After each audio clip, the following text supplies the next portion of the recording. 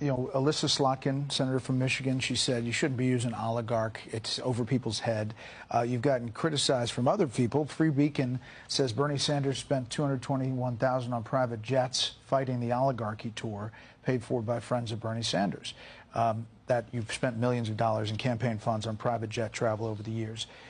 How do you push back on both of those things? When's the last time you saw Donald Trump during a campaign mode at National Airport? No. It doesn't. But he's also not fighting the oligarchy. No.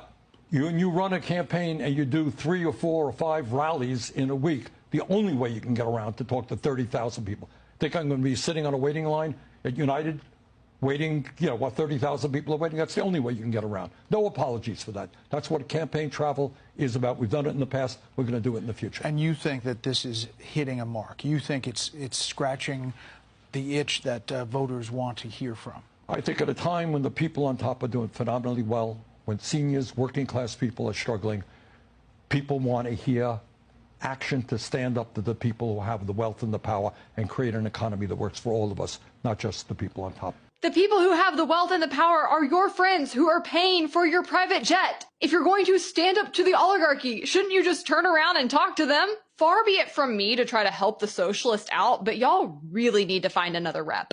It is hilarious to hold rallies ranting against the oligarchy while flying around on private planes donated to you by the oligarchy. And his excuse for doing it is even funnier, as if no one else has ever needed to take multiple flights in a day, perhaps even for reasons that are more important than political grifting. This is why socialism always fails, though. The leaders within the movements always just use it as an excuse to grift and to enrich themselves while stripping the peasants of their basic quality of life and convincing them along the way that they have to do so because of equality or saving the earth, that their sacrifice is for the greater good. If you want another case in point, just look at some of Bernie's buddies at agencies like the Tennessee Valley Authority, which has been creating rolling blackouts for consumers, jacking up their prices while convincing their users that it has to be this way because they need to go green. Meanwhile, the people at the top of that agency are paying themselves some of the highest salaries in government. Socialism is never about spreading the wealth. It's not about saving the earth. It's a way for people who have no intelligence, no work ethic, and no other ideas for which they could become wealthy to funnel resources in their direction by taking them from everybody else. People really need to stop accepting this kind of hypocrisy. It's insulting and it's gross.